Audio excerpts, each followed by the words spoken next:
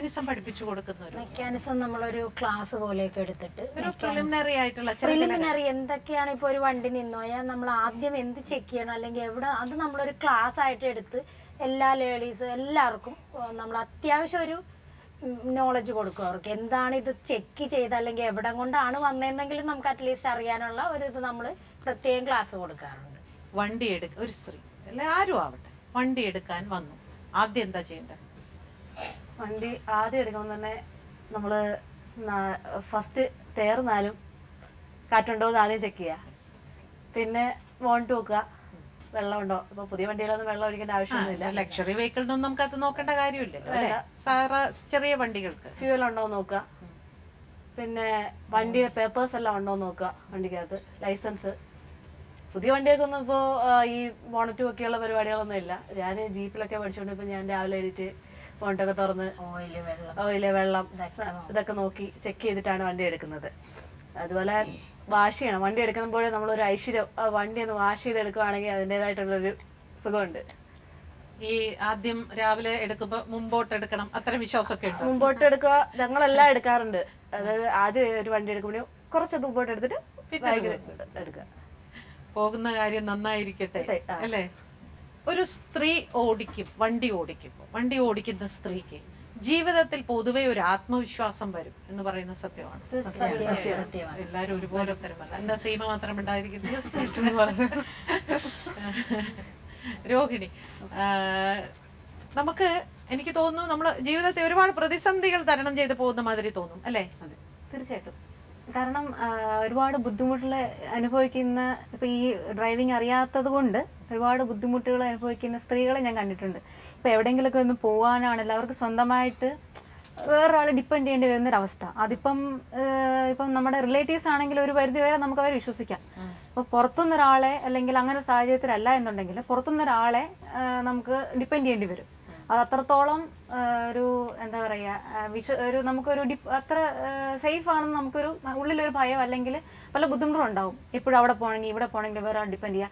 അതേസമയം നമുക്ക് ഡ്രൈവിംഗ് അറിയാമെങ്കിൽ നമുക്ക് ആ ഒരു ബുദ്ധിമുട്ട് ഒഴിവാക്കാം. പിന്നെ നമുക്കൊരു കോൺഫിഡൻസ് ഉണ്ടാവും. നമ്മളുടെ ലൈഫിൽ നമ്മൾ ഒരു നമ്മൾ അച്ചീവ് ചെയ്തു, ഒരു ചെറിയൊരു ഘടകം എന്തെങ്കിലും ആണെങ്കിലും അതൊരു അച്ചീവ് ചെയ്തു എന്നുള്ളൊരു സാറ്റിസ്ഫാക്ഷൻ ഉണ്ടാവും നമ്മുടെ ഉള്ളില്. അതിപ്പോ ഏത് തരത്തിലുള്ള ഇപ്പൊ ലോറി ഓടിക്കണാണല്ലോ, അതായത് വേറെ ഒന്നും വേണ്ട, ഒരു 2 വീലർ ഓടിക്കാൻ മാത്രം അറിഞ്ഞിരുന്നാൽ മതി. ഈ ലോറി 4 വീലർ വേണമെന്നില്ല. അങ്ങനെ ഒരു 2 വീലർ ഓടിക്കാൻ അറിഞ്ഞാൽ തന്നെ നമുക്ക് നമ്മുടെ കാര്യം തന്നെ വേറെ ആളെ ഡിപ്പെൻഡ് ചെയ്യാതെ നടക്കും. ഇപ്പൊ ഏതെങ്കിലും ഒരു നല്ലൊരു ഉദ്യോഗം കിട്ടിയാൽ ഒരു ഓഫീസിൽ ഒരു ഓഫീസർ പോസ്റ്റ് ഒക്കെ ആണെങ്കിൽ ഇതെല്ലാം വെറുതെ പോകില്ലേ? ഒരിക്കലും ഇല്ല. ഞാൻ എന്റെ കൺസെപ്റ്റിൽ ഇതൊരിക്കലും എനിക്ക് വെറുതെ അല്ല, എനിക്ക് ഹോബിയാണ്. ഇപ്പോൾ 24 hours നമ്മൾ ഓഫീസിലിരിക്കുകയല്ല, അതിന് ഞാൻ സമയം കണ്ടെത്തും. ഇപ്പൊ വീട് തൊട്ടടുത്തൊരു ഓഫീസിന് തൊട്ടടുത്ത് തന്നെയാണ് എനിക്ക് താമസിക്കേണ്ട ഒരു അവസരം വരിക വെച്ചാൽ ഞാൻ ഇതിനായിട്ട് തന്നെ സമയം കണ്ടെത്തി തീർച്ചയായിട്ടും ചെലവഴിക്കുന്നത്. നേരത്തെ പറഞ്ഞ പോലെ തന്നെ ഇപ്പോൾ ടാക്സി ഓടിക്കുമ്പോൾ ഒരു സ്ത്രീയാണ് ഓടിക്കുന്നത് എന്നുള്ളൊരു ഈഗോ പൊതുവെ പുരുഷന്മാർക്ക് ഉണ്ട്.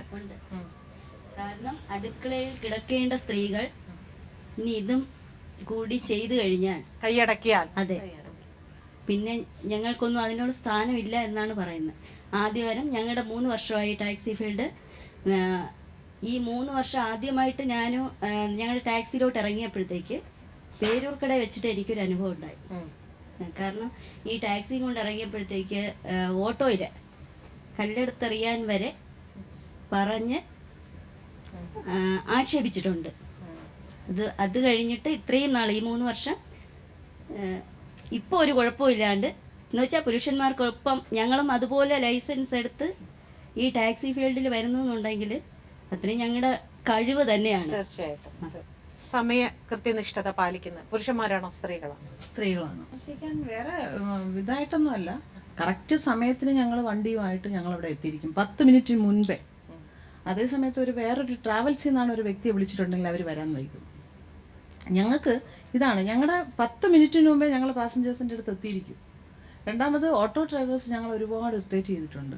അതിൽ ഒരാൾ എന്നോട് പറഞ്ഞു, നിങ്ങൾക്ക് വേറെ ജോലിയില്ലേ, ഇതാണോ നിങ്ങളുടെ ജോലി? അപ്പം ഞാൻ വണ്ടി നിർത്തിയിട്ട് ഒതുക്കിയിട്ട് പറഞ്ഞു, നാളെ തൊട്ട് നീ എൻ്റെ വീട്ടിൽ കൊണ്ടുതാ, ഞാൻ ഇതങ്ങ് ഒതുക്കാം. കാരണം ഞാൻ പറഞ്ഞത് വേറെ ഒന്നുമല്ല മേഡം, നമുക്ക് ജീവിക്കണ്ടേ, അതെ, വനിതകൾക്ക് മാസം ജീവിക്കണ്ടേ. നമുക്ക് ഇങ്ങോട്ട് പൈസ തന്നാ മതി. ആ, ഞാൻ എന്റെ വണ്ടി ഒതുക്കിയിടാം, നീ ഒരു കാര്യം ചെയ്യ്, നാളെ തൊട്ട് നീ എന്റെ വീട്ടിൽ കൊണ്ടുപോവാ. ഞാൻ നിർത്തി ഈ പരിപാടി അങ്ങ് നിർത്തി. അപ്പൊ ഒന്നുമില്ല. അയ്യോ ഇതിന് വേറെ ജോലിയില്ലാതെ നടക്കണം. കുറെ എണ്ണം ഇതുപോലെ ഇറങ്ങിയിട്ടുണ്ട്. ഞങ്ങളെ കുടുംബശ്രീ എന്നും പറഞ്ഞുകൊണ്ട് ഇറങ്ങിയിരിക്കുന്നു, അല്ലെങ്കിൽ ഷീ ടാക്സി എന്ന് പറഞ്ഞുകൊണ്ട് കുറച്ച് പേര് ഇറങ്ങിയിരിക്കുന്നു. ഞങ്ങളൊക്കെ എന്തിനാണ്? ശ്രീരഞ്ജനി, ഈ പിന്നെ ഓട്ടോയും ഇങ്ങനെയുള്ള ഷീ ടാക്സി അല്ലെങ്കിൽ കുടുംബശ്രീ ഇങ്ങനെ ഒരു ശീതസമരം ഇങ്ങനെ നടക്കുന്നുണ്ടോ സത്യത്തിൽ? അതായത് അവിടെ ഈ എപ്പോഴും എല്ലാവരും സംസാരിക്കുമ്പോൾ പറയും കോഴിക്കോട് ഓട്ടോ ഡ്രൈവർമാർ. ശരിയാണ്, ഈ ഓട്ടോ ഡ്രൈവർമാർ തനിച്ചായിട്ട് ഉണ്ടാക്കിയെടുത്തതല്ല ഈ പേരും പെരുമയും. അവിടെയെല്ലാം വ്യക്തമായ ട്രേഡ് യൂണിയനുകളുടെ ശക്തമായ ഇടപെടലിൻ്റെ ഭാഗമായിട്ടാണ് ഞങ്ങൾക്ക് അങ്ങനെ ഒരു പേര് സമ്പാദിച്ചെടുക്കാൻ സാധിച്ചത് എന്നുള്ളതാണ് ഏറ്റവും വലിയൊരു സത്യം. അത് പല ജില്ലകളിലും ഇല്ലാത്തത് കൊണ്ട് തന്നെ നമുക്ക് കാണാം, പല ജില്ലകളിലും സൈഡിൽ റോഡിൻ്റെ സൈഡിലൊക്കെ വണ്ടി നിർത്തിയിട്ട് ബ്ലോക്കാക്കി ഇടുന്ന ഒരു അവസ്ഥ കണ്ടുവരാറുണ്ട്. അത് കോഴിക്കോട് ജില്ലയിൽ വന്നാൽ നിങ്ങൾക്ക് കാണാൻ പറ്റില്ല. പിന്നെ എന്ന് വെച്ചിട്ടുണ്ടെങ്കിൽ ഈ ഇങ്ങനെയുള്ള ജില്ലകളിൽ ഈ ട്രേഡ് യൂണിയനുകൾ നിലനിർത്താൻ സാധ്യത ഇല്ലാത്ത ജില്ലകളിലെല്ലാം തന്നെ ഓട്ടോയിൽ, ഇവിടെ എറണാകുളക്കാരുണ്ട് എന്നാലും ഞാൻ പറയുകയാണ്, എനിക്ക് പോയിട്ടുള്ള പരിചയം വെച്ചിട്ട് പറയാണ്, നമ്മൾ ഓട്ടോയിൽ കയറണമെങ്കിൽ ആധാരം വെച്ചിട്ട് വരണം. വല്ലാത്തൊരവസ്ഥയാണ്. പക്ഷെ കോഴിക്കോട് പൊതുവെ ഓട്ടോക്കാരെ കുറിച്ച് വളരെ നല്ല അഭിപ്രായം അല്ലേ? മീറ്റർ ഇട്ടോണ്ട് അതാ ഞാൻ പറഞ്ഞത്, ഇതുപോലുള്ള ട്രേഡ് യൂണിയൻ ബാക്കി പൈസ ഇങ്ങോട്ട് തരും എന്നൊക്കെ ഞാൻ കേട്ടു. അതെ അതെ, 1 രൂപയാണെങ്കിലും ഞങ്ങൾ തിരിച്ചു കൊടുക്കും. എന്തുകൊണ്ടാണ് സ്ത്രീകൾ വണ്ടി ഓടിക്കുമ്പോൾ പുരുഷന്മാർക്ക് ഇത്ര ഈഗോ വരുന്ന കാര്യം എന്താണ്? സ്ത്രീകൾ ഓടിക്കുന്നത് നല്ലത് തന്നെയാണ്, കൃത്യനിഷ്ഠയൊക്കെ നല്ലത് തന്നെയാണ്, പാലിക്കുന്നുണ്ട്. പക്ഷേ എന്തെങ്കിലും ചെറിയ അപകടം പറ്റിപ്പോയാൽ അവരുടെ മനസ്സ് പതറിപ്പോകുന്നുണ്ട്. നേരത്തെ ഞാൻ അനുഭവിച്ചിട്ടുണ്ട്. ഒരിക്കലുമില്ല. അത് അവരുടെ കൺസെപ്റ്റാണ്. ശ്രീരഞ്ജനി പറയൂ, പെട്ടെന്ന് ഒരു അപകടം വന്നാൽ ഈ പറയുന്ന പോലൊരു പതറിച്ച ഒരിക്കലുമില്ല. ആ സമയത്ത് എന്ത് ചെയ്യണം എന്നുള്ളതിനെ കുറിച്ചിട്ട് സഡനായിട്ട് ഞങ്ങൾ ചിന്തിച്ചിരിക്കും. പിന്നെ അവിടെ നിന്ന് തരുത്ത് നിൽക്കുക, ഇല്ലല്ല ഒരിക്കലും ചെയ്യില്ല ഞങ്ങളത്. പിന്നെ ഞങ്ങൾക്ക് എന്താ പിന്നെ വിലയുള്ളത് അവിടെ? പക്ഷെ വലിയ വണ്ടി ഓടിക്കണം ഞങ്ങൾക്കില്ല. അദ്ദേഹം ഇപ്പോൾ ഉദ്ദേശിച്ചത് എല്ലാ സ്ത്രീകളിലെയും പൊതുവേ ആയിട്ടുള്ള കുറച്ച് കാര്യങ്ങളാണ്. ഉണ്ട്, സ്ത്രീകളിലുണ്ട് കുറച്ച് പേടിയുള്ളവരുണ്ട്, അങ്ങനെയുള്ളവര് പുരുഷന്മാരിലും ഉണ്ട്. പക്ഷെ നമുക്ക് പേടിയില്ലാന്ന് കണ്ടാൽ അവര് പിന്നെ യാതൊരു വേഷം കെട്ടിനും വരും. ഇപ്പൊ അവര് വല്ല ബൈക്ക് കൊണ്ട് അഭ്യാസം കാണിക്കുവാണെങ്കിൽ നമ്മൾ അങ്ങോട്ട് വെച്ചു കൊടുത്താൽ മതി, മാറിപ്പോവൻ എന്ന് വെച്ചാൽ നമ്മൾക്ക് പേടിയില്ലാന്ന് മനസ്സിലായ പിന്നെ വിടും. എന്താന്ന് വെച്ചാൽ പിന്നെ ചമ്മലാണ് അവർക്ക്, നമ്മളല്ലേ ജയിക്കണത്. അത് കാണാൻ നിൽക്കില്ല അവര് വിട്ടുകളെ. അത് ഒരു അനുഭവം പറയാം. ഇപ്പോൾ ഞാനിപ്പോൾ ഒരു 2 വീലർ, എനിക്ക് ഏവിയേറ്റർ ഉള്ളത് ഹോണ്ടയുടെ. അപ്പം ഞാൻ അതിൽ പോവുകയാണെങ്കിൽ ഒരുമാതിരി സ്പീഡിൽ അങ്ങ് പോവുകയാണെങ്കിൽ കൂട്ടത്തിൽ ചിലപ്പോൾ ആ ഹോണ്ട അല്ലെങ്കിൽ ഒരു ബൈക്കിൽ വരുന്ന ഒരാൾ എന്നെ ചേസ് ചെയ്തിരിക്കും. ഈ പെണ്ണല്ലേ സ്പീഡിൽ പോകണ്ട എന്നുള്ളൊരു മനസ്സ് വെച്ച് കയറും. സെയിം CC ആണ്, ഉറപ്പായിട്ടും ഞാൻ അവനെ തോപ്പിച്ച് ഫ്രണ്ടിൽ കയറിയിരിക്കും. പക്ഷെ പിന്നെ അവൻ തിരിഞ്ഞു നോക്കില്ല, മിററിൽ കൂടിയേ നോക്കുള്ളൂ. എന്ന് വെച്ചിട്ടുണ്ടെങ്കിൽ അവനത് ഫേസ് ചെയ്യാൻ ബുദ്ധിമുട്ടാണ്. അങ്ങനെയാണ്. പക്ഷേ ആരോടാ ചോദിക്കേണ്ടത്?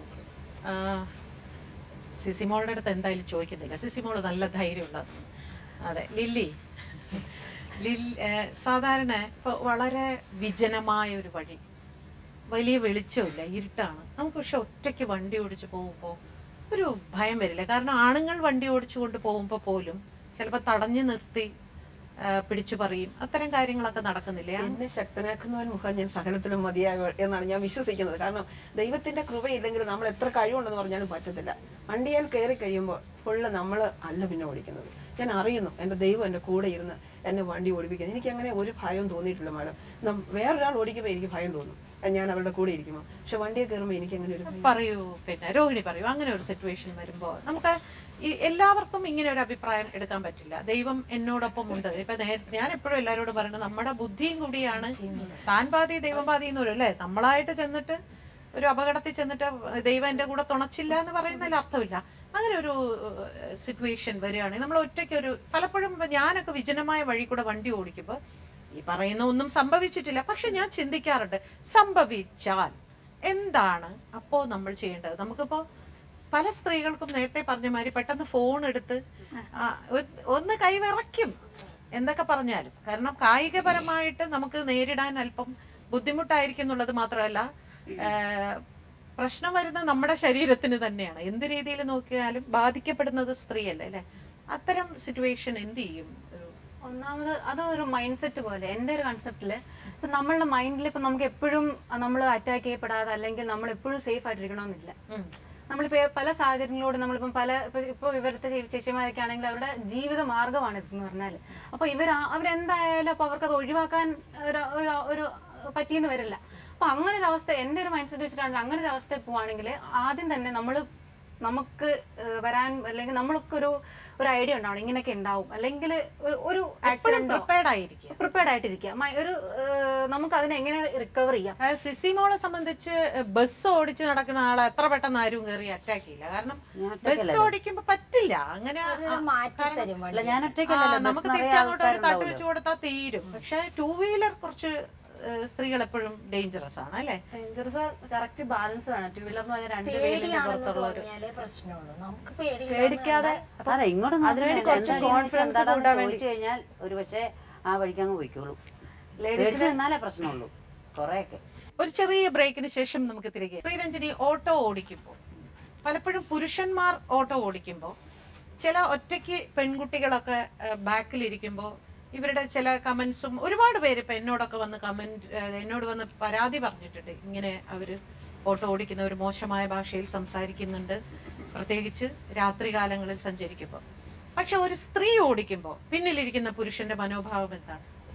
ഞങ്ങൾക്ക് ഉണ്ടായിട്ടുള്ള അനുഭവം വെച്ച് നോക്കാവുമ്പം വളരെ നീറ്റായിട്ട് തന്നെയാണ് ഞങ്ങളോട് ഇതുവരെ പെരുമാറിയിട്ടുള്ളത്. പക്ഷെ ഒരു വ്യക്തി, ഇത് പറഞ്ഞതുകൊണ്ട് പറയാണ്, ഒരു വ്യക്തി എൻ്റെ വണ്ടിയിൽ കയറിയിട്ട് ഞാനിങ്ങനെ സ്റ്റാൻഡിൽ സൈഡിലിട്ട് ഇരിക്കുമായിരുന്നു. അപ്പം എൻ്റെ അടുത്ത് വന്ന് പറഞ്ഞു ഒന്ന് പോകണമായിരുന്നു പറഞ്ഞു. ഓ കയറിക്കോളൂ, അയാൾ കയ്യിൽ ബാഗൊക്കെ ഉണ്ട്, കയറിക്കോളൂ പറഞ്ഞു. കയറി കഴിഞ്ഞപ്പോൾ ഇയാൾ പറയുന്നത് എവിടേക്ക് സാർ പോകേണ്ടതെന്ന് ചോദിച്ചപ്പം ഈ പുള്ളി പറയുന്നത് നിനക്ക് ഇഷ്ടമുള്ളിടത്തേക്ക് വിട്ടോ. ആ അങ്ങനെയാണോ ചേട്ടാ, ഇതങ്ങനെ പോകുന്ന വണ്ടിയല്ലോ ചേട്ടൻ ഇറങ്ങുന്ന പറഞ്ഞു. നിനക്ക് ഇഷ്ടമുള്ളത് ഈ പുള്ളി ഇറങ്ങാൻ തീരെ താല്പര്യപ്പെടുന്നു. ആ എനിക്ക് ഇഷ്ടമുള്ള ഒരൊറ്റ സ്ഥലം ഉണ്ടെന്ന് പറഞ്ഞു. പോലീസ് സ്റ്റേഷനിലേക്ക് വിട്ടു. സ്റ്റേഷനിൽ എത്തിയില്ല, ട്രാഫിക് ജംഗ്ഷനിൽ എത്താനായപ്പോൾ പുള്ളിക്ക് മനസ്സിലായി ഇതാണ് സംഭവം. ഇയാള് ഈ സിനിമയിൽ മോഹൻലാലൊക്കെ ഡൈവ് ചെയ്യുന്ന മാതിരി ഒറ്റ ഡൈവ് ചെയ്ത് താഴേക്ക് വീഴുകയും ചെയ്തു ഇയാള്. അതാണ് ശരിക്കും ബുദ്ധി എന്ന് പറയുന്നത് അല്ലേ? ആ സമയത്ത് നമ്മൾ ഭയന്നാൽ തീർന്നു അല്ലേ? അല്ല, ഈ പുള്ളി വീണപ്പോഴും എനിക്ക് ഭയം തന്നെയായിരുന്നു. ഞാൻ കൊണ്ട് ഇടിച്ചെന്നായിരിക്കും വരിക, പക്ഷെ ഭാഗ്യത്തിന് ആളുകളൊക്കെ കാണുന്നുണ്ട് ഇയാൾ ഈ സ്ലോ മോഷനിൽ ചാടും. അതുകൊണ്ട് ഞാൻ രക്ഷപ്പെട്ടു, അല്ലെങ്കിൽ അതും എനിക്ക് പാരായിട്ട് വരുമായിരുന്നു. സിസിമോൾക്ക് ഇത്രയും കാലം ബസ് ഓടിച്ചിട്ട് നല്ല സൗഹൃദ ബന്ധങ്ങൾ ഇങ്ങനെ ഉണ്ടായിട്ടുണ്ടോ? നല്ല ബന്ധങ്ങൾ ഉണ്ടായിട്ടുണ്ട്. കാരണം എൻ്റെ ഫീൽഡിൽ ഞാൻ ജോലി ചെയ്ത് എൻ്റെ കൂടെ ജോലി ചെയ്ത കണ്ടക്ടർമാർ അല്ലെ കിളി പയ്യന്മാർ അവരൊക്കെയാണ് എന്നോട് നല്ല ഇടപെടലാണ്. പക്ഷെ പുറത്തുനിന്നാണ് എനിക്ക് കൂടുതലും അങ്ങനെ ഒരു, എൻ്റെ നാട്ടിൽ നിന്നും എനിക്ക് പുറത്തെല്ലാവരും എന്നെ എന്തുകൊണ്ടാണ് ഇപ്പോഴും ഓടിക്കാത്തത്. ഞാനിപ്പോൾ കുറച്ച് നാളായിട്ട് നിർത്തിയില്ല, ഒരു വീഴ്ച വീണായിരുന്നു, അതുകൊണ്ട് കുറച്ച് നാളായിട്ട് നിർത്തി വെച്ചിരിക്കുക, ബസ് ഓടിയിട്ടില്ല. എല്ലാവരും ചോദിക്കും എന്താണ് ഓടിക്കാത്തത്, ഞങ്ങൾക്കൊക്കെ ഇഷ്ടമാണ് എന്ന് പറയും. പക്ഷെ ഞാൻ ഇപ്പോൾ എനിക്ക് വീഴ്ച കൊണ്ട് മാത്രം സംഭവിച്ചൊരു കേസാണ്. പക്ഷേ എനിക്ക് അങ്ങനത്തെ ഒരു അനുഭവം ഉണ്ടായിട്ടുണ്ടോ എന്ന് ചോദിച്ചാൽ ഞാൻ പറഞ്ഞില്ല, എൻ്റെ നാട്ടിൽ നിന്നാണ് എനിക്ക്. ഞാൻ കാർ ഓടിച്ചോ അല്ലെ സ്കൂട്ടർ ബൈക്ക് ഒക്കെ ഓടിച്ചു വരുമ്പോൾ എൻ്റെ പൊന്നെ ഒന്ന് ജീവിച്ചോട്ടെ എന്നുള്ള രീതിയിൽ എന്നെ കളിയാക്കുന്ന രീതി. അപ്പോൾ ഞാൻ ചുമ്മാ നോർമലി ചെല്ലുമായിരിക്കും. അപ്പോൾ ഇവർ ചുമ്മാ എന്നെ കാണുമ്പോൾ ഇങ്ങനെ ഓരോ മനുഷ്യർക്ക് ഓരോ പ്രത്യേകതകളാണ്. പിന്നെ കുടുംബശ്രീ ട്രാവൽസ് എനിക്കിപ്പോ വണ്ടി വേണമെങ്കിൽ നിങ്ങളുടെ ഓഫീസിലല്ലേ വിളിച്ചത്? നമ്മൾ പറഞ്ഞു നേരിട്ടാണ്. അപ്പൊ ഈ കസ്റ്റമർ നിങ്ങൾ നേരിട്ട് വിളിക്കാം. അത് നിങ്ങൾക്ക് പെർമനന്റ് ആയിട്ട് കസ്റ്റമേഴ്സ് ഉണ്ടോ? ഒരുപാടുണ്ട്. മാഡം താമസിക്കുന്ന ഫ്ലാറ്റിലുണ്ട് ഞങ്ങൾക്ക്. അതെയോ? ഒരു രാത്രി 12 മണിക്ക് 1 മണിക്കും ഒക്കെ വിളിക്കുകയാണെങ്കിലും വീട്ടിൽ ആരെങ്കിലും കൂട്ടി മാത്രമേ പോവുള്ളൂ? അങ്ങനെ പോകത്തില്ല. 12 മണിക്കൊക്കെ വിളിക്കണമെങ്കിൽ രാത്രി അപ്പോഴും വിളിച്ചാൽ ഞങ്ങൾ പോകത്തില്ല. നേരത്തെ വിളിച്ച് ബുക്ക് ചെയ്താൽ ഞങ്ങൾ പോകും. ലേഡികളാണെങ്കിൽ നേരത്തെ പറഞ്ഞ പോലെ ശശികല പറഞ്ഞ പോലെ ഞാൻ ചോദിക്കും എൻ്റെ ഹസ്ബൻഡായിട്ട് വന്നാൽ കൊണ്ടുപോകാൻ തയ്യാറാണെങ്കിൽ ഞാൻ വരാം, ഇല്ലെങ്കിൽ ഞാൻ വരത്തില്ല എന്നാണ്. പക്ഷെ ഒരു 11 മണി 10:30 മണിയൊക്കെ ആണെങ്കിൽ ഞാൻ തനിയെ പോകും. 12-1 മണിക്ക് പേഴ്സണൽ അടുപ്പം വെച്ച് ഇങ്ങനെ യാത്രക്കാരുണ്ടോ ശ്രീരഞ്ജിനി? തീർച്ചയായിട്ടും ഉണ്ട്. രാത്രിയൊക്കെ വിളിച്ചാലും പോകും? അവർക്ക് റെയിൽവേ സ്റ്റേഷനിലേക്ക് പോകണമെങ്കിലൊക്കെ. ഏത് പാതിരാത്രി? ആ പാതിരാത്രിക്ക് ഞങ്ങളുടെ വീടിൻ്റെ അടുത്തുള്ളവർക്കൊക്കെ അസുഖങ്ങളൊക്കെ വന്നിട്ടുണ്ടെങ്കിൽ നമുക്ക് പോയേ പറ്റും, പോകാതെ പറ്റില്ല. അഥവാ അങ്ങനെ പോയിട്ട് ഞാൻ ഒരു ദിവസം അങ്ങനെ കുടുങ്ങിപ്പോയിട്ട് ദിവസമുണ്ട്. 1 മണിക്കൊക്കെ അവരെ ഹോസ്പിറ്റലിൽ എത്തിയിട്ട് തിരിച്ചു വരാൻ പറ്റാതെ എന്ത് ചെയ്യണം? കാരണം എനിക്ക് പേടിയല്ല, ടയർ പഞ്ചറാവുക, കേബിള് പൊട്ടി പോവുക, ഇങ്ങനത്തെയൊക്കെ ഒരു അവസ്ഥ വരുമ്പം എന്ത് ചെയ്യും എന്നുള്ള ഒരു ടെൻഷൻ മാത്രമേ, അല്ലാതെ ഒരു ഭയമൊന്നും ഉണ്ടായിരുന്നില്ല. എങ്കിലും കണ്ണും പൂട്ടി ഞാൻ വണ്ടി എടുത്തു. മെഡിക്കൽ കോളേജിൽ നിന്ന് നേരെ വീട്ടിലേക്ക് വിട്ടു. എൻ്റെ വീട് കാരപ്പറമ്പ് എന്ന് പറഞ്ഞ സ്ഥലമാണ്, കോഴിക്കോട് സിറ്റിയുടെ അടുത്താണ്. ഞാൻ മെഡിക്കൽ കോളേജിൽ നിന്ന് കണ്ണും പൂട്ടി വണ്ടി എടുത്ത് പോകുന്ന ദിവസം ഉണ്ടായിട്ടുണ്ട് അസുഖമായിട്ട്. അതും എന്നെ ഈ വണ്ടി ഞാൻ അത് കുന്നമംഗലത്തായിരുന്നു. വണ്ടി ഞാൻ എടുത്ത ദിവസം ആദ്യത്തെ ദിവസം ഇനിയിപ്പോൾ ഇതും കൂടി ഉള്ളൂ എന്ന് പറഞ്ഞ ആള് അവരെ വീട്ടിലെ ആൾക്ക് സുഖമില്ലാതെയായിട്ട് അവരെയും കൊണ്ട് എനിക്ക് രാത്രിയിൽ പോകേണ്ട അവസ്ഥ വന്നിട്ടുണ്ട്. എന്നിട്ട് തിരിച്ചു വരാൻ പറ്റാതെ അത് ഇതുപോലെ ഒരു കുറച്ച് ഉള്ളോട്ടുള്ളൊരു സ്ഥലമാണ്. അപ്പോൾ വരാൻ വേണ്ടി പേടിച്ചിട്ടുണ്ടായിരുന്നു. അപ്പോഴൊക്കെ തന്നെ ഞങ്ങൾക്ക് ഇത് പറഞ്ഞ മാതിരി മാനസികമായിട്ട് ഞങ്ങൾക്ക് ഇങ്ങനത്തെ പേടികളല്ല. വണ്ടിക്ക് എന്തെങ്കിലും ഫ്രാക്ചർ വന്നിട്ടുണ്ടെങ്കിൽ അത് വഴിയിൽ കിടക്കുമ്പം എന്തായാലും നമ്മൾ ഒറ്റപ്പെട്ടു പോകുന്നൊരവസ്ഥ, ആ ഒരു ഭയം കൊണ്ടാണ് ഞങ്ങൾ ഇറങ്ങാൻ പേടിക്കുന്നത് എന്നെ സംബന്ധിച്ച്. അല്ലാതെ വേറൊരു പേടിയൊന്നും രാത്രിയിൽ എനിക്ക് വ്യക്തിപരമായിട്ട് വണ്ടി ഓടിച്ചു തുടങ്ങിയപ്പോൾ തോന്നിയിട്ടുള്ളത്, എല്ലാവർക്കും ഏത് അർദ്ധരാത്രിയിലും എന്താവശ്യമുണ്ടെങ്കിലും ഒരു ആശുപത്രി, എല്ലാവർക്കും പെട്ടെന്ന് ഒരു ആശുപത്രി ആയിരിക്കും പ്രധാനമായിട്ട് അല്ലേ.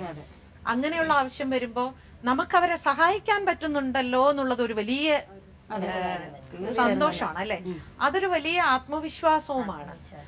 അങ്ങനെ എനിക്ക് തോന്നിയിട്ടുണ്ട് അല്ലെ. ഇപ്പൊ നമ്മുടെ സുഹൃത്തുക്കളോ ആരാണെങ്കിലും അടുത്ത വീട്ടിലുള്ളവരോ ഒന്ന് വണ്ടി എടുക്കോ ഹോസ്പിറ്റലിൽ പോവാം എന്ന് പറയുമ്പോ നമ്മൾ പിന്നീട് ഒരു പുരുഷനെ ഡിപ്പെൻഡ് ചെയ്യാന്ന് പറയുമ്പോൾ നമുക്ക് കുറച്ച് ബുദ്ധിമുട്ട് തന്നെയാണ്. ആവശ്യമായിട്ട് പഠിക്കുകയാണെന്നുണ്ടെങ്കിൽ പെട്ടെന്ന് പഠിക്കും. അതായത് ഹസ്ബൻഡ് ഫോറിനിലാണ്, അവർക്ക് കുട്ടികളെ കൊണ്ടുപോയേ പറ്റൂ. അങ്ങനെ വന്നവരും ഹസ്ബൻഡ് തള്ളിവിട്ട് പഠിക്കാൻ വന്നവരും നമുക്ക് അറിയാൻ പറ്റും. അതായത് ഇവർക്ക് എത്ര പറഞ്ഞു കൊടുത്താലും ഇവർക്ക് താല്പര്യം ഉണ്ടാവില്ല. അതേസമയം ആവശ്യമായിട്ട് പഠിക്കണവർ പെട്ടെന്ന് പഠിക്കും ഡ്രൈവിംഗ്. അവർക്ക് ആവശ്യമാണത്, വണ്ടി ഓടിച്ചേ പറ്റൂ. അങ്ങനെയാണെന്നുണ്ടെങ്കിൽ വണ്ടി ഓടിച്ചിരിക്കും. നിവർത്തികേട് മീൻസ് ഇപ്പോൾ ഒരാളെ ആശ്രയിക്കാൻ പറ്റില്ല, ഒരു വണ്ടി വിളിച്ച് എപ്പോഴും കാശ് കൊടുക്കാൻ പറ്റില്ല. അങ്ങനെ വരുമ്പോൾ അവർക്കൊരു വണ്ടി ഉണ്ടെങ്കിൽ സ്വന്തമായിട്ട് ഇപ്പോൾ അവരുടെ കാര്യങ്ങൾക്ക് എല്ലാത്തിനും പോവാം. 2 വീലർ ആവട്ടെ 4 വീലർ ആവട്ടെ, അങ്ങനെയുള്ളവർ ശരിക്കും പഠിക്കും. അത് പക്ഷെ ജീവിതം പൊതുവെ അങ്ങനെ തന്നെയാണ് അല്ലെ. ഇപ്പൊ വണ്ടി ഓടിക്കുന്ന കാര്യം മാത്രമല്ല, നമ്മുടെ ജീവിതത്തിൽ തന്നെ നമുക്ക് ചിലപ്പോൾ നമുക്ക് ഒന്നും അറിയില്ലായിരിക്കാം. പക്ഷെ ഈ പറയുന്ന ഒരു വൈധവ്യത്തിൽ എത്തി നിൽക്കുമ്പോഴൊക്കെ പിന്നീട് നമ്മളെല്ലാം പഠിക്കും. ഒരു ജീവിതം എങ്ങനെ മുമ്പോട്ട് കൊണ്ടുപോകണം, മക്കളെ എങ്ങനെ വളർത്തണം അല്ലെ, എങ്ങനെ സമൂഹത്തിനെ നേരിടണം എന്നുള്ളതൊക്കെ ഒറ്റയ്ക്കാവുമ്പോഴാണ് തോന്നുന്നു കുറച്ചുകൂടെ നമ്മൾ പഠിക്കുന്നത് അല്ലേ. ഹസ്ബൻഡ് ബാങ്കിലായിരുന്നപ്പം അക്കൗണ്ടിൽ പൈസ കൊടുക്കുന്നത് ഹസ്ബൻഡ് ഇത് കൊടുത്തുവിട്ട് അദ്ദേഹം കൊണ്ട് ബാങ്കിൽ ഇടുക. ബാങ്കിൽ പോയൊരു സ്ലിപ്പ് പോലും പൂരിപ്പിച്ചിട്ടില്ല. അപ്പോൾ പെട്ടെന്ന് അങ്ങനെ വന്നപ്പോൾ നമ്മൾ അതിനെ ഓവർകം ചെയ്തേ പറ്റുമെന്ന് വരുമ്പോൾ നമുക്ക് ശക്തി ലഭിച്ച് നമുക്ക് തന്നെ ചെയ്തു പോവാണ്. അപ്പോൾ ഇപ്പോൾ ഡ്രൈവിംഗ് പഠിച്ചതൊക്കെ ഒത്തിരി അനുഗ്രഹമാണെന്ന് തോന്നുന്നു എപ്പോഴും യാത്രകൾ ഉള്ളത് കൊണ്ട്. ഇപ്പോൾ ഷീ ടാക്സി എന്ന് പറയുന്ന ഒരു സ്ഥാപനം, അവരോട് ഞാൻ ഇടയ്ക്ക് സംസാരിച്ചപ്പോൾ അവർ പറഞ്ഞൊരു കാര്യം, 2 സ്ത്രീകളാണെങ്കിൽ ഞങ്ങൾ ട്രിപ്പ് എടുക്കും, 4 സ്ത്രീകളാണെങ്കിലും പ്രശ്നമില്ല. പക്ഷെ 2 സ്ത്രീ 2 പുരുഷന്മാരാണെങ്കിൽ അവർ ഒന്ന് ഭയപ്പെടുന്നുണ്ട്. അങ്ങനെ ഒരു സിറ്റുവേഷൻ പലപ്പോഴും അത്തരം ഒരു ഭയം അവർക്കുണ്ട്. ഇങ്ങനെ എൻ്റെ അടുത്ത് ഒരു ഞങ്ങൾക്ക് ഇന്ന് വരികയും വന്നിട്ടില്ല. ഞങ്ങൾക്ക് കൂടുതലും പുരുഷന്മാരാണ് ഞങ്ങൾക്ക് ഓട്ടം. അത് എന്താണെന്ന് അറിയത്തില്ല. ഞങ്ങൾക്ക് നല്ല ഇത് കൊണ്ടു ഒരിക്കൽ ഒന്നും ഞങ്ങൾക്ക് സംഭവിച്ചിട്ടില്ല. അങ്ങനെയുള്ളൊരു അവരെ നിന്ന് ഒരു മോശമായ രീതി ഞങ്ങൾക്ക് വന്നിട്ട് പോയില്ല. കാമുകന്മാരൊക്കെ എന്നെ വണ്ടി കേറിയിട്ടുണ്ട്. ഈ പ്രണയമൊക്കെ കണ്ടോണ്ട് വണ്ടി ഓടിക്കണം അല്ലേ. എല്ലാം കണ്ട് കേട്ടില്ല എന്ന് പറഞ്ഞ് അങ്ങ് ഓട്ടിക്കും. അപ്പൊ കണ്ണുമില്ല കേട്ടില്ല. പക്ഷെ ഞങ്ങൾ ഇതെല്ലാം കണ്ടു കണ്ട അപ്പൊ ഇവരെ വിചാരം നമുക്ക് അറിയത്തില്ല എന്നുള്ള ഒരു ധാരണയുണ്ട്. അറിയത്തില്ലെന്ന് വെച്ചാ വെറും വണ്ടിയാണ് ഇരിക്കുന്നത്. അപ്പൊ ഇതെല്ലാം കഴിഞ്ഞു വന്നതാണ്, അത് അവർക്ക് അറിയാം. ഉണ്ട് ചിരി വരൂലേ മനസ്സിൽ വിചാരിക്കും പിള്ളേര് കൊള്ളാമല്ലാന്ന് വിചാരിക്കും. ഇനിയുണ്ട് ഒരുപാട് കാര്യങ്ങൾ ചോദിക്കാൻ. ഒരു ചെറിയ ഇടവേളയ്ക്ക് ശേഷം വീണ്ടും തിരികെ. ഞാൻ ഈ Pala Ernakulam Padiyath limited stop bus ഓടിക്കുന്ന സമയത്ത് ഉച്ചയ്ക്കത്തുള്ള ഒരു ട്രിപ്പ് എന്ന് വെച്ച് കഴിഞ്ഞാൽ ഒരു വെയിലൊക്കെ ഉള്ള സമയത്ത് ബസ്സിൽ കുറച്ച് ആൾക്കാരെ കാണുള്ളൂ. എല്ലാ സ്റ്റോപ്പിലൊന്നും ആൾക്കാർ കയറാനൊന്നും കാണില്ല. അപ്പം എല്ലാവരും ഉള്ളവരിരുന്നുകൊണ്ട് ഇങ്ങനെ നല്ല മയക്കത്തിലൊക്കെ ആയിരിക്കും, കണ്ടക്ടറും മയക്കത്തിലായിരിക്കും. നമ്മൾ മാത്രം ഇങ്ങനെ ഇരുന്നുകൊണ്ട് പതിയെ പോണു. അപ്പോൾ ചെറിയ മയക്കം വരും. അപ്പം നേരത്തെ തന്നെ എൻ്റെ കിളിപ്പയ്യൻ്റെ വഴി ഞാൻ ഒന്നുകിൽ നെല്ലിക്കയുടെ സീസണാണ് നെല്ലിക്ക, അല്ലെങ്കിൽ ആദ്യം എന്തെങ്കിലും സാധനം മേടിച്ച് വെച്ചിരിക്കും. എനിക്ക് ഈ ഉറക്കം വരുമ്പോൾ ഇരുന്ന് ചവയ്ക്കാൻ വേണ്ടിയിട്ട്.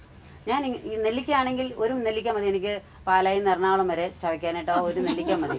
ഞാൻ ഇങ്ങനെ ഇട്ട് ചവച്ചുകൊണ്ടിരിക്കും ചെറുതായിട്ട്. അതെ. അപ്പം എല്ലാവരുടെയും വിചാരം അവൾ ഇരുന്നോണ്ട് ചവയ്ക്കുന്നു, പാൻപരാഗായിരിക്കും ചവയ്ക്കണത്. എന്നോട് ഒത്തിരി പേര് ചോദിച്ചിട്ടുണ്ട്, വളയം പിടിക്കണമെങ്കിൽ ഇത്തിരി ആരോഗ്യമൊക്കെ വേണ്ടേ, അപ്പോൾ അടിക്കുവോ എന്നൊക്കെ എന്നോട് ചോദിച്ചിട്ടുണ്ട്. അതുപോലെ ഈ ചവയ്ക്കുമ്പോൾ പാൻപരാഗാണ് ചവയ്ക്കണത്. പക്ഷേ ആൾക്കാർ പറഞ്ഞു വരുത്തിയിട്ടുണ്ട് ഞാൻ കള്ള് കുടിക്കും, വളയം പിടിക്കും, നമുക്ക് വെള്ളം അടിക്കുന്നവളാണ്, ഇങ്ങനെ ചവയ്ക്കുന്നവളാണെന്നൊക്കെ. ഇതിൻ്റെ സത്യം എന്താണെന്ന് എൻ്റെ വീട്ടിലുള്ളവർക്കും അറിയാം, തമ്പുരാനും മാത്രം അറിയാവുന്ന കാര്യമാണ്. ഞാൻ ഇഷ്ടംപോലെ ആൾക്കാരെ ഡ്രൈവിംഗ് പഠിപ്പിക്കുന്നുണ്ട്. ഇപ്പോൾ ഈ സ്കൂളിൽ നിന്ന് ലൈസൻസ് എടുത്ത് വണ്ടി ഓടിക്കാൻ പറ്റാതെ കയ്യിൽ ലൈസൻസ് വെച്ചുകൊണ്ടിരിക്കുന്ന ഒത്തിരി ആൾക്കാരെ ഞാൻ പഠിപ്പിച്ചു വിടുന്നുണ്ട്. ഇപ്പോൾ അതുപോലെ എൻ്റെ വീടിൻ്റെ അടുത്ത ആൾക്കാർ ഇതുപോലെ ചേച്ചിമാരൊക്കെ എവിടെയെങ്കിലും ഓട്ടം വരാവോ എന്ന് ചോദിക്കുമ്പോൾ അവരുടെ കാറെടുത്ത് അവരെ കൊണ്ട് ഓട്ടവും പോകാറുണ്ട് ഈ ബസ്സിൽ പോകാത്ത സമയങ്ങളിൽ. ഇഷ്ടംപോലെ ആൾക്കാരെ പഠിപ്പിക്കുന്നുണ്ട്. ഈ നമ്മുടെ പൊതുവെ റോഡ് വല്ലാത്തൊരു പ്രശ്നമായി തോന്നാറുണ്ടോ പലപ്പോഴും? എല്ലാവർക്കും അല്ലേ? പറയൂ രോഹിണി, പറയൂ.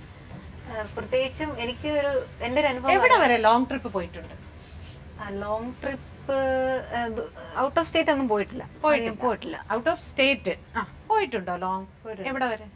ഞാൻ ഇപ്പൊ ട്രിവാൻഡ്രത്തിൽ കാർ ഓടിച്ചാണ് വന്നത്. പിന്നെ കോട്ടയത്ത്, പിന്നെ കോഴിക്കോട്, അങ്ങനെ അങ്ങോട്ട് അങ്ങോട്ടൊക്കെ ചില റോഡ് വലിയ റോഡ് കുഴപ്പമില്ല. ഔട്ട് ഓഫ് സ്റ്റേറ്റ് നല്ല റോഡുകളാണ്. ഇപ്പൊ എന്റെ ബ്രദറാണ് KSRTC കണ്ടക്ടറാണ്. അദ്ദേഹം പറയും, ഇപ്പൊ ഓൺ ദ വേയിൽ ചർച്ച ചെയ്തോണ്ട് വന്നേ, നല്ല റോഡുകളാണ് ഇവിടുത്തെ. റോഡുകളുടെ പ്രശ്നം കൊണ്ട് ഇപ്പൊ ഇൻ കേസ് ഒരു ബസ്സിൽ പോവാണെങ്കിൽ തന്നെ യാത്രക്കാർക്ക് വേണ്ടത് യാത്ര സുഖമാണ്. അപ്പൊ ആ യാത്രാസുഖം ഈ കട്ടർ കാരണം കിട്ടുന്നില്ല. അത് റോഡെല്ലാം ക്ലിയർ ആക്കണമെന്ന് സർക്കാരിനോടൊരു അപേക്ഷയുണ്ട്. നിങ്ങളിങ്ങനെ വണ്ടി ഓടിച്ച് നടക്കുമ്പോ ആൾക്കാർ എന്തെങ്കിലും വിമർശിക്കുന്നത് കേട്ടിട്ടുണ്ടോ? പൊതുവെ നമ്മുടെ നാട്ടില് ഇവളൊരു അഭിമാനത്തിന്റെ മുത്ത് തന്നെയാണ്. കാരണം ഒരുപാട് ഫംഗ്ഷനിലൊക്കെ ഇവൾക്ക് അവാർഡുകളും ഫംഗ്ഷന് അഭിനന്ദനങ്ങളും കൊടുത്തിട്ടുണ്ട്. അതുകൊണ്ട് തുടക്കകാലത്ത് ആരെങ്കിലും ഒക്കെ പറഞ്ഞിട്ടുണ്ട് എന്തിനാണ് അങ്ങനെ? വളരെ തുടക്കത്തില് എനിക്ക് തന്നെ തോന്നിയിട്ടുണ്ട്. അച്ഛനോട് പറഞ്ഞിട്ടുണ്ടോ എന്തിനാണ്? അച്ഛനോട് ഞാൻ ഒരിക്കലും പറഞ്ഞു, ചിറ്റപ്പൻ ഞാൻ വിളിക്കുന്നത്, ചിറ്റപ്പനോട് ഞാൻ പറഞ്ഞിട്ടുണ്ട്, ചിറ്റപ്പ ഇവള് നമ്മൾ അങ്ങനെ ഇവളെ മേഡം പറഞ്ഞ പോലെ കയറുവരി വിട്ടാൽ ശരിയാവും എന്നൊക്കെ പറഞ്ഞിട്ടുണ്ട്. പക്ഷെ എനിക്കിപ്പോ സിമയുടെ മുമ്പൊരു കാര്യം പറഞ്ഞു, ഈ പിന്നെ ചവയ്ക്കുന്നതിനെ പറ്റി. പൊതുവെ അത് ഞാൻ KSRTCയിലെ കണ്ടക്ടറാണ്, ഞാൻ ലോങ് സർവീസാണ് പോകുന്നത്. പൊതുവെ ഡ്രൈവർമാരിൽ ഒരു 80% ആൾക്കാരും ഈ ചവയ്ക്കുന്ന കൂട്ടത്തിലുള്ള, എന്നുവെച്ചാൽ ഹാൻസ് മറ്റ് ലഹരി ഉൽപ്പന്നങ്ങളൊക്കെ ഉപയോഗിക്കുന്നുണ്ട്. അപ്പം അതുകൊണ്ടായിരിക്കാം ചിലപ്പം ആൾക്കാർ വിമർശനം വരുന്നത്. പൊതുവെ എനിക്ക് ഈ ലേഡീസിനോടും പൊതുവെ ഡ്രൈവ് ചെയ്യുന്ന എല്ലാവരോടുമായിട്ട് ഒരു മെസ്സേജ് എന്ന് വെച്ചാൽ, എൻ്റെ ഒരു സീനിയർ ഡ്രൈവർ ഒരിക്കലും പറഞ്ഞു, അതായത് നമ്മൾ ഡ്രൈവ് ചെയ്യുന്ന സമയത്ത് നമ്മളാണ് ശരിക്കും നോർമലായിട്ട് ഉള്ളത്. എതിരെ വരുന്ന വണ്ടികൾ, വാഹനങ്ങൾ എല്ലാം തന്നെ അബ്നോർമലായിട്ട് എന്നുവെച്ചാൽ ശരിക്കും കിറുക്കന്മാരാണ് വരുന്നത്. ആ ഒരു ചിന്തയിൽ വേണം നമ്മൾ ഡ്രൈവ് ചെയ്യാൻ. എങ്കിൽ നമ്മൾ അപകടങ്ങൾ ഒരുപാട് ഒഴിവാകുന്നുണ്ട്. അപ്പോൾ ഈ മേഡത്തിനോട്, ഇപ്പം ഡ്രൈവിംഗ് സ്കൂൾ നടത്തുന്ന മേഡത്തിനോട് കൂടെ ഞാൻ പറയുകയാണ്, ക്ലാസ് കൊടുക്കുന്ന സമയത്ത് നമ്മളിത് പറയാം, നല്ലൊരു മെസ്സേജാണ്. അപ്പം നമ്മൾ മാത്രമേ നോർമലായിട്ട് ഓടിക്കുന്നുള്ളൂ. എതിരെ വരുന്ന വാഹനങ്ങൾ ശരിക്കും കിറുക്കന്മാരാണ് ഓടിക്കുന്നത് എന്നുള്ള ധാരണയിൽ നമ്മൾ ഓടിച്ചെങ്കിൽ അപകടം ഒത്തിരി ഒഴിവാക്കാൻ പറ്റും. പ്രിലിമിനറി ആയിട്ട് ഇപ്പൊ നമ്മള് ക്ലച്ച് ചവിട്ടുക, ബ്രേക്ക് ചവിട്ടുക, ആക്സിലേറ്റർ കൊടുക്കുക, നേരത്തെ പറഞ്ഞ മാതിരി ടയർ പെട്ടെന്ന് ഒരു പ്രശ്നം, ഇതൊക്കെ പറയും. അതല്ലാതെ തന്നെ ഈ പറയുന്ന നേരത്തെ പറഞ്ഞ ഒരു ഹൈവേയിലൊക്കെ നമ്മൾ പോകുമ്പോൾ എന്തൊക്കെയാ നമ്മൾ ശ്രദ്ധിക്കേണ്ടതെന്ന് പറഞ്ഞു കൊടുക്കാറുണ്ട്? നമ്മൾ ശ്രദ്ധിക്കേണ്ടത് നമ്മളുടെ സൈഡ് നമ്മൾ കറക്റ്റാക്കി പോവുക. അപ്പോൾ പിന്നെ ഇങ്ങോട്ട് വന്നാലും ശരി നമ്മളുടെ ഭാഗം കറക്റ്റാക്കി നമ്മൾ ഓടിക്കേണ്ട പോലെ കറക്റ്റ് ലെഫ്റ്റ് സൈഡ് കീപ്പ് ചെയ്ത് പോവുകയാണെന്നുണ്ടെങ്കിൽ നമുക്ക് പരമാവധി അപകടങ്ങൾ ഒഴിവാക്കാൻ പറ്റും. പിന്നെ ഈ JCB ഒക്കെ ഇപ്പം നമ്മൾ വിചാരിക്കുന്ന പോലെ ഒരു കായികാധ്വാനമൊന്നും ആവശ്യമില്ല, ഇപ്പം ആർക്ക് വേണമെങ്കിലും ചെയ്യാം. അപ്പം അതുകൊണ്ട് അതിന് പൊതുവെ ലേഡീസ് വരാറില്ല. അതിനും കൂടി ലേഡീസ് വരണമെന്നാണ് എൻ്റെ അഭിപ്രായം. സ്ത്രീകൾ വരാറില്ല, കുറവാണ്. നമ്മളിപ്പോൾ എത്ര പറഞ്ഞാലും വളരെ കുറവ് സ്ത്രീകളെ വരാറുള്ളൂ. ഈ വണ്ടി വലുതാണെന്നല്ലാതെ അതിന് നമ്മൾ കാണുന്ന പോലെ അധ്വാനമൊന്നും ആവശ്യമില്ല. അത് ആർക്ക് വേണമെങ്കിലും സെയിം ആണ്. ഈ ഡ്രൈവ് ചെയ്യുന്ന വണ്ടിയുടെ വലിപ്പം, ഇപ്പം ഒരു കാർ ഓടിക്കുവാണെങ്കിൽ ആ നമ്മള് വണ്ടിയുടെ നീളവും അത് ഓടിക്കുമ്പോൾ അത് പണി ചെയ്യുമ്പോൾ അതിനെ കൊണ്ട് മണ്ണ് മാന്തുമ്പോ എന്ന് പറയാം. അതിൽ ശരിക്കും സെറ്റ് ചെയ്തിരിക്കുന്നത് ഞാൻ ട്രൈ ചെയ്ത് പഠിച്ചത് ഗെയിമിന്റെ നമ്മുടെ ജോയ്സ്റ്റിക് ഇല്ലേ, അതിന്റെ ഫങ്ഷൻ വെച്ചാണ് ഞാൻ മൈൻഡ് സെറ്റ് ചെയ്തേക്കുന്നത്. അതുപോലെ തന്നെ ഉള്ളൂ ഈ മണ്ണ് മാന്തുമ്പോഴും. പഠിക്കാൻ ഇത്തിരി ബുദ്ധിമുട്ടാണ്, പഠിച്ചു കഴിഞ്ഞാൽ ചെയ്യാൻ ഈസിയാണ്. പഠിക്കാൻ ഇത്തിരി അധ്വാനമല്ല, ഇത്തിരി ഒരു പഠിക്കാൻ ബുദ്ധിമുട്ടുണ്ട് സ്ത്രീകളെ സംബന്ധിച്ച്. പഠിച്ചു കഴിഞ്ഞാൽ വളരെ ഈസിയാണ്. ക്രെയിനൊക്കെ സുഖമായിട്ട് നമുക്ക് ഓടിച്ചുകൊണ്ട് പോകാം. ആ കാണുന്ന വലിപ്പമൊന്നും വലിയ വിഷയമല്ല. അത് ലിവറിലാണ് ഓപ്പറേറ്റ് ചെയ്യണത്. JCB ആണ് ഉള്ളതിൽ കുറച്ചും കൂടി പഠിക്കാനും ഓപ്പറേറ്റ് ചെയ്യാനും ഇത്തിരി ബുദ്ധിമുട്ട്. ട്രെയിൻ ഓടിക്കണം എന്നർക്കെങ്കിലും തോന്നിയിട്ടുണ്ട്? ഞാൻ ആക്ച്വലി BCA ഡിഗ്രി കഴിഞ്ഞതിന് ശേഷം എനിക്ക് അത്യാവശ്യം വണ്ടി ഓടിച്ചാൽ മാത്രം പോരല്ലോ, കുറച്ച് മെക്കാനിക്കൽ പരമായിട്ട് അറിഞ്ഞിരിക്കാമല്ലോ എന്ന് വിചാരിച്ച് 2 ഇയർ കൊണ്ട് ടെക്നിക്കൽ എഞ്ചിനീയറിംഗ് സർട്ടിഫിക്കറ്റ് കിട്ടുന്നൊരു കോഴ്സാണ് ഇപ്പോൾ ചെയ്തുകൊണ്ടിരിക്കുന്നത്. അപ്പോൾ ആ കോഴ്സ് ചെയ്താൽ എനിക്ക് ലോക്കോ പൈലറ്റായിട്ട് കയറാം. കേന്ദ്ര ഗവൺമെൻറ് അപ്രൂവ്ഡ് കോഴ്സാണ് അതിൻ്റെ ആഗ്രഹത്തിലെടുത്ത്. അതെ, ട്രെയിൻ ഓടിക്കാൻ തോന്നിയിട്ടുണ്ട്? തോന്നിയിട്ടുണ്ട് തീർച്ചയായിട്ടും. അങ്ങനെ ഞാൻ ഇപ്പം എൻ്റെ അച്ഛന് പലപ്പോഴും ഈ വേക്കൻസി ഒക്കെ വരും ലോക്കോ പൈലറ്റിന്റെ, പലപ്പോഴും ഹയർ ഡിഗ്രി ആയതുകൊണ്ട് തന്നെ എനിക്ക് അപ്ലൈ ചെയ്യാൻ പറ്റാതെ വന്നിട്ടുണ്ട്. അപ്പോൾ പിന്നെ ഒരുപാട് ആഗ്രഹമുണ്ട് ഇനി പിന്നെ അല്ലാതെ എങ്ങനെ ഒരു ലൈസൻസ് കിട്ടാന്നുള്ളൊരു. ഇപ്പോൾ ഒരുപാട് പേര് ഇപ്പോൾ നമ്മുടെ അവിടെ കോട്ടയത്തൊക്കെ റൂട്ടിലൊക്കെ പാസഞ്ചർ ഓടിക്കുന്ന ലേഡീസ് ഉണ്ട്. അതൊക്കെ കാണുമ്പോൾ ഒരുപാട് ആഗ്രഹം തോന്നിയിട്ടുണ്ട്. എങ്ങനെയെങ്കിലും ഒരു ലൈസൻസ് കിട്ടാന്നുള്ളതല്ല, അതിലുപരി ഈ ട്രെയിൻ ഓടിക്കണം എന്നാണ് എൻ്റെ ആഗ്രഹം. അതും കൂടെ ഡ്രൈവിംഗ് സ്കൂളിൽ പഠിപ്പിച്ചു കൊടുക്കാൻ സാധിച്ചില്ല. പക്ഷെ ഓടിക്കുന്ന ലേഡീസും ഉണ്ട്. സിസിമോൾ ആഗ്രഹിച്ചിട്ടുണ്ടോ? പിന്നെ ഇഷ്ടം പോലെ ആഗ്രഹിച്ചിട്ടുണ്ട്. ആഗ്രഹിക്കാത്ത ഒന്നുമില്ല അല്ലേ? അതെ, ശരിയാ. ആഗ്രഹം കണ്ടമാനമായിപ്പോയി, അതുകൊണ്ട് ഒന്നും കിട്ടാതെ പോയത്. ഞാൻ ട്രെയിൻ ഓടിക്കണം. എനിക്ക് ഞാൻ പറഞ്ഞില്ല, ടെക്നിക്കൽ പരമായിട്ടുള്ള കാര്യങ്ങളൊക്കെ ഭയങ്കര ഇഷ്ടമാണ്. ട്രെയിൻ ഓടിക്കണമെന്ന് ആഗ്രഹിച്ചു, ഫ്ലൈറ്റ് ഓടിക്കണമെന്ന് ആഗ്രഹിച്ചിട്ടുണ്ട്. എന്നെ ഒരു അച്ഛൻ പറയുമായിരുന്നു, നീ സയൻസ് വിഷയം എടുത്ത് പഠിക്കേ എന്ന് പറയും. അപ്പോൾ എനിക്കത് കഴിയില്ലാത്തതുകൊണ്ട് ഞാൻ അതിനൊന്നും പോയില്ല. പന്ത് കളിച്ച് നടക്കണം എന്നുള്ള ആഗ്രഹത്തിൽ അതിനൊന്നും പോയിട്ടൊന്നുമില്ല. എൻ്റെ നാട്ടിൽ കൂടെ ഞാൻ ആദ്യം സൈക്കിൾ ഓടിക്കുമ്പോൾ എന്നെ മോശമായിട്ട് ആൾക്കാർ പറഞ്ഞു. പിന്നെ ഞാൻ ബൈക്ക് ഓടിക്കുമ്പോൾ പറഞ്ഞു.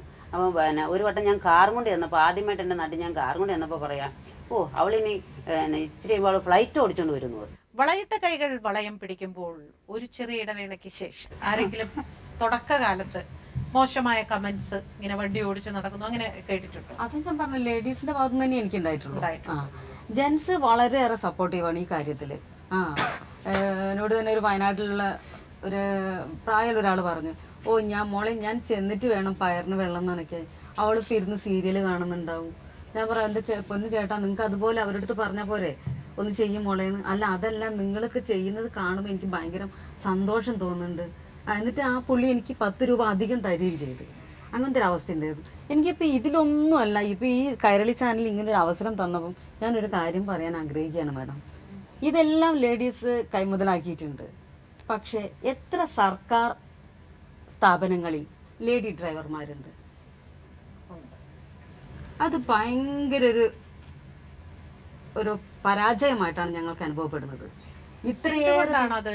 ഇപ്പൊ നിങ്ങളൊക്കെ ഇന്നത്തെ ഒരു ജനറേഷനിൽ എന്തുകൊണ്ടാണ് അത്തരം കാര്യങ്ങൾക്ക് വേണ്ടി നിങ്ങളൊരു പുതിയ തലമുറയെ പ്രോത്സാഹിപ്പിക്കൂ, അല്ലെങ്കിൽ എന്തുകൊണ്ടാണ് അത്? ഏതൊക്കെ സ്ഥലങ്ങളിൽ, സർക്കാർ തലത്തിൽ ഏതെല്ലാം സ്ഥാപനങ്ങളിൽ ലേഡി ഡ്രൈവർമാർ അല്ല, ഒരു പക്ഷേ നിങ്ങൾ അപേക്ഷിച്ചിട്ട് ആരുടെയെങ്കിലും റിജക്ട് ചെയ്യപ്പെട്ടിട്ടുണ്ട്?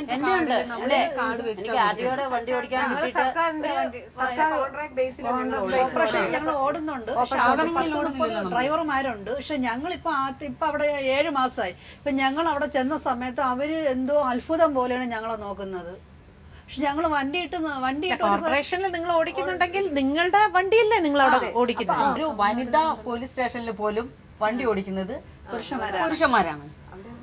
തീർച്ചയായിട്ടും നമ്മുടെ ഈ ചർച്ച തന്നെ കാണട്ടെ മുഖ്യമന്ത്രിയോ അല്ലെങ്കിൽ അല്ലെ ഗതാഗത വകുപ്പ് മന്ത്രിയോ ഒക്കെ കാണട്ടെ, അവരിത് തിരിച്ചറിയട്ടെ. കാരണം ഏത് സർക്കാർ വന്നാലും പറയുന്നത് സ്ത്രീകൾക്ക് മുന്നോട്ട്. ഇപ്പൊ മുഖ്യമന്ത്രി പുതിയതായിട്ട് പറഞ്ഞു, 6 മണി കഴിഞ്ഞാൽ സ്ത്രീകൾ എവിടെ വേണമെങ്കിലും നിർത്താൻ പറഞ്ഞ ബസ് നിർത്തണമെന്ന്. ആ സ്ത്രീകൾ ഞങ്ങൾ പറയുന്നു, ഞങ്ങൾക്കും അവസരം തരൂ സ്ഥാപനങ്ങളിൽ. തീർച്ചയായും ശ്രീരഞ്ജനി പറഞ്ഞ വളരെ നല്ലൊരു സജഷനാണത്. അത് ഗവൺമെന്റിന്റെ ശ്രദ്ധയിൽ കൊണ്ടുവരേണ്ട ഒരു കാര്യം തന്നെയാണ്. എനിക്ക് നമ്മള് മാക്സിമം ഇതിനു വേണ്ടി ശ്രമിക്കാം കേട്ടോ. എത്ര ഈ തിരുവനന്തപുരം സിറ്റിക്കുള്ളിൽ മാത്രമാണോ നിങ്ങൾ കുടുംബശ്രീക്ക് ഓട്ടം പോകേണ്ടി? അല്ല, വെളിയിൽ എല്ലാ സ്ഥലങ്ങളും ഞങ്ങൾ പോയി. കേരളം ജില്ല വിട്ടു പോയിട്ടുണ്ട്, സ്റ്റേറ്റ് വിട്ടു പോയിട്ടില്ല. അല്ലാതെ ഇവിടുന്ന് കോഴിക്കോട്, മലപ്പുറം, ഞങ്ങളെ കുട്ടനാട്, വയനാട്, ഇടുക്കി, എല്ലായിടെ ഞങ്ങൾ പോയിട്ട്. അപ്പൊ പാതിരാത്രിയൊക്കെ വണ്ടി ഓടിക്കും അല്ല? അപ്പൊ ഒരു ദൂരയാത്ര പോകുമ്പോ രാത്രി മുഴുവനും യാത്ര ചെയ്ത് നമ്മളെ ഡെസ്റ്റിനേഷൻ എത്തിക്കഴിഞ്ഞാൽ വീണ്ടും നമുക്ക് രാവിലെ ഇങ്ങോട്ട് പുറപ്പെടണമെങ്കിൽ ഈ ഉറക്കം കിട്ടിയില്ലെങ്കിൽ അപ്പോഴപ്പോഴായിട്ട് ഒരിടത്ത് നിർത്തും, മുഖം കഴുകും, ചായ കുടിക്കും. ഈ ഇടയ്ക്ക് ഗുരുവായൂർ പോയി, ഇവിടെ നിന്ന് പോയി. ശരിക്കും പറഞ്ഞാൽ ഞാൻ 1 മിനിറ്റ് പോലും എനിക്ക് ഉറങ്ങാൻ പറ്റിയില്ല. അങ്ങോട്ട് പോയി തിരിച്ച് അതേപോലെ തന്നെ പാതിരാത്രിക്ക് ഇങ്ങ് വന്നു.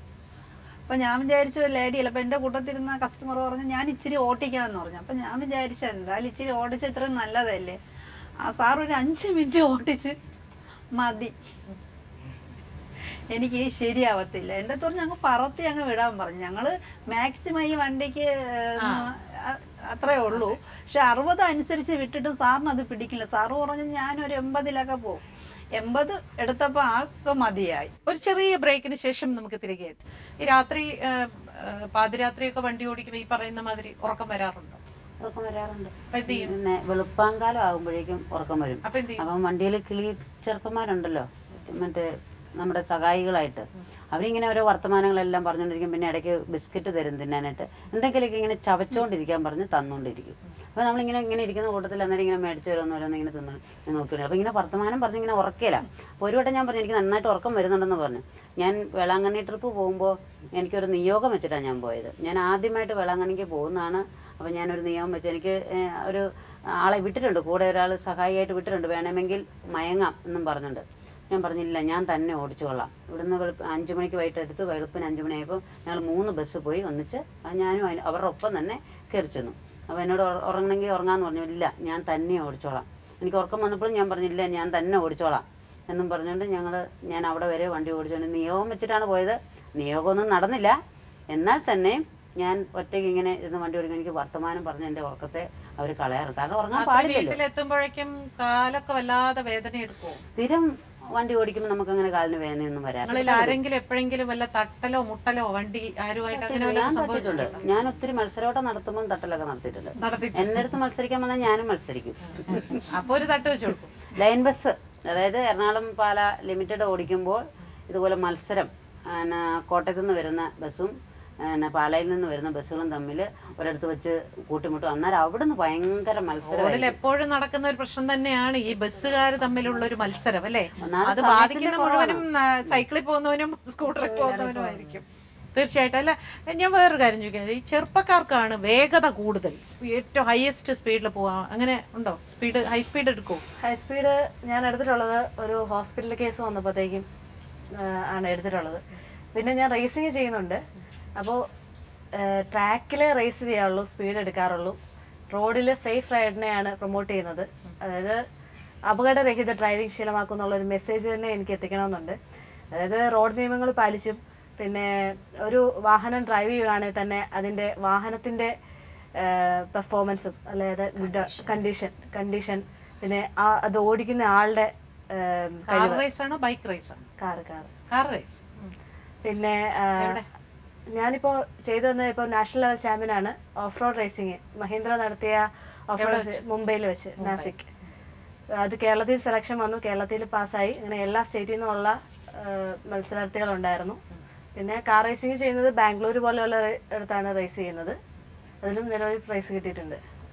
ഒരു മത്സരത്തിനായിട്ട് അങ്ങനെ മത്സരിച്ചിട്ടില്ല ഇതുവരെ.